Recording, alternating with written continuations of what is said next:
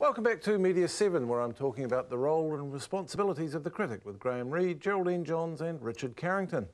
Graham, we saw in Jose's setup video that the reality of the modern age is that anyone with a blog or a webcam can become a critic. Some of them, I must say, are better than some of the ones he showed.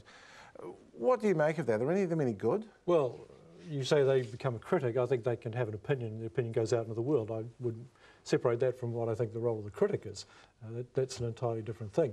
For example, on my website, people can comment about things that I've said, and I had one the other day which said, Graham Reid is stupid.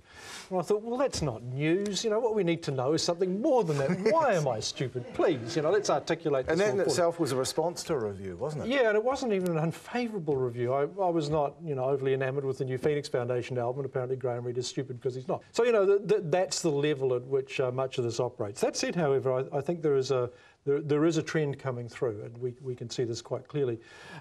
Because what happens is that over a period of time, you get to establish what critics you like and what critics you will trust. And I've always actually taken it as a compliment. Somebody said to me, whatever you like, I won't, and whatever you like, don't like, I will. I thought, well, actually, that's probably a good thing.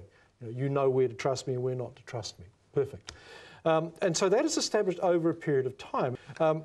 Yes, see, I would debate that because I think in America, particularly, within geek culture, certain kinds of movies, that the fan reviewers have a far more intense relationship with the work than some guy. Absolutely, in the but let me give you an example. However, though, I was in Seoul a couple of years ago, and I went to interview a woman who's a very, very influential food writer there. And more for me, I said to her at one point, "So, what magazines and newspapers do you write for?" And she looked at me like I was crazy. She was just doing everything online, and they are very tuned in up there, all plugged into it. And she was hugely influential all online because she had established herself over a long period of time. I think that will come. I suspect that it's not quite here yet. I think that's what the world's fastest broadband will do for you. And I think that you're going to start writing about food, aren't you? Yes. But had she established herself in print first? She had established herself in print, yeah. So she had a reputation that she had carried over, and I think that's... but that was then, that's 2 years ago, and as we know, the world moves very quickly. Geraldine, we've also seen a new kind of review, the consumer review, sites like dineout.co.nz, where you can read sometimes pages and pages of people reporting their own experience at the restaurant. How useful do you think those are? Well, personally, I don't find them useful at all. Unless I want to take a lesson in bad spelling, bad grammar, grudges, or somebody who's obviously working for the restaurant. There was one particular restaurant, which I won't name, which was getting marvellous reviews from all the food writers, but you had to go to Dine Out to find out that other people, ordinary people, were having a faulty towers experience there quite often. And I think that was useful in that case. Perhaps, but I tend to agree with Graham that we're not there yet. I think the print reviewer has established who's established a firm reputation. They're putting themselves out there. Those, the Dine Out reviewers and such like can do it entirely anonymously. They can do it on a barrel full of booze when they've come home after a meal. And some of them, I think they do. And some of them certainly read like that. You don't know what their agenda is or where they're coming from, and they're not accountable in any way. And if you've got your name to a review and you're writing regularly and you have a presence, you are accountable. And also, just picking up on what you said, Graham, again, I know that there were people, I know there was a club formed that used to go to restaurants that I said were crap. And then there were also people, and I'd be in restaurants that I'd visited. Yeah, I took that as a compliment. I'd be in restaurants where I'd, been before, and just dining again privately, and people would turn up with my review, and they'd sit there and they'd say, I want this and this and this, which is sort of a bit scary. This is sort of being stalked by food. Yeah. Richard. They've clearly got a good eye for comedy. Yeah. How does that apply to your business? I mean, if someone leaves a Ben Hurley show and they're angry and drunk and they say that Ben Hurley was useless, does it actually have an impact on... Well, my feeling is that, and there's even, I think, review sites that are purported review sites in New Zealand and overseas. I see it in Edinburgh during the Fringe Festival there as well, where it is public who are purporting to be media, and they don't necessarily have any credentials. I'm fine if it's someone on Twitter saying, "Oh, I thought that was rubbish," or "I thought it was great," because that's just a punter giving their opinion. But unless you have some actual history in your subject, and I think this happens much more with theatre and movies and food, where you can actually study it at university, whereas comedy you can't. You know, there's no university for comedy unless you just go to lots of it. And unless you have that behind you, then you're just a punter who got free tickets. Is it relevant to have been a practitioner of what you're critiquing, particularly in the case of comedy? Well, I mean, there's a fine balance. I mean, just because you failed at something doesn't make you an expert. But then again, you do need to have an intimate knowledge of your subject. And I mean, it's very true in New Zealand that there's very few people who know enough about the subject.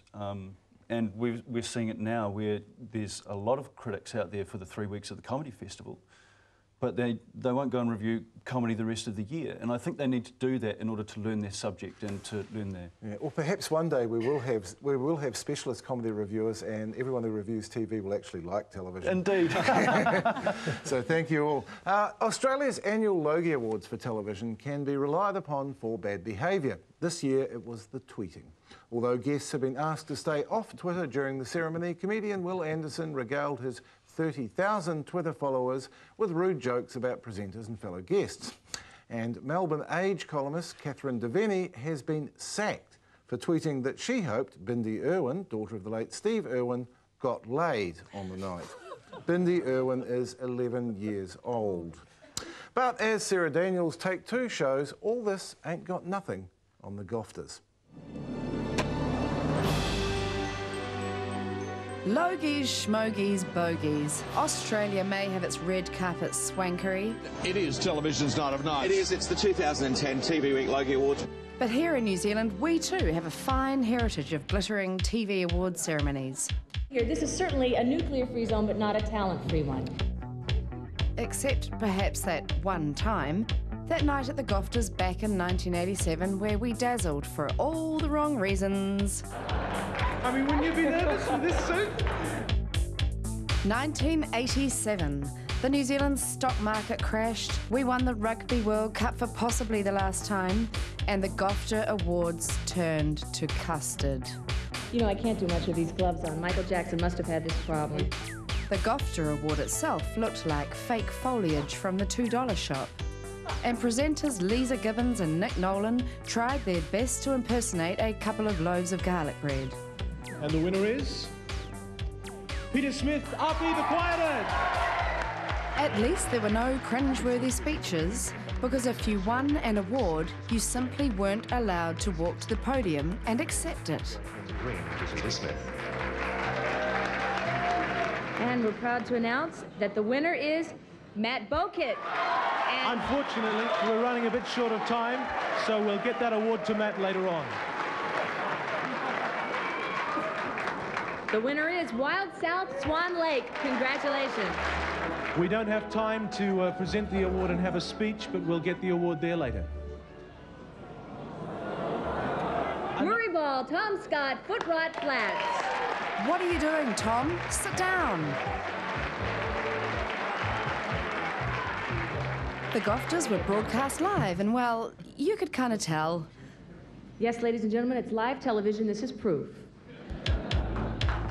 Whoa, nice camera work. Whoa, nice camera work. British TV star John Inman was invited, but when he got up to speak, the audience abused him. It is a great pleasure to be here. What, dear? Yes. I'll see you outside. As if it weren't all going spectacularly pear-shaped, John had more bad news for the audience. Unfortunately, none of the finalists can be here. It became a kind of catch cry for the evening. Mr. McCurdy is not here tonight. Unfortunately, Dave can't be with us tonight. Whoops, no Dave Dobbin. The top twins won, but they weren't there either. The best people, I suppose, to receive this is Mum and Dad. We are a very proud mother and brother. The last word should really go to the late Bruno Lawrence, one of the only winners to actually make it to the podium and who summed it all up. I'm condemned to you lot. It's been a long night, you know. And that is our show for this week. Thanks to our guests, Graham Reid, Geraldine Johns and Richard Carrington. And thanks to you for watching. We'll be back with Media7 at the same time next week. Until then, goodbye.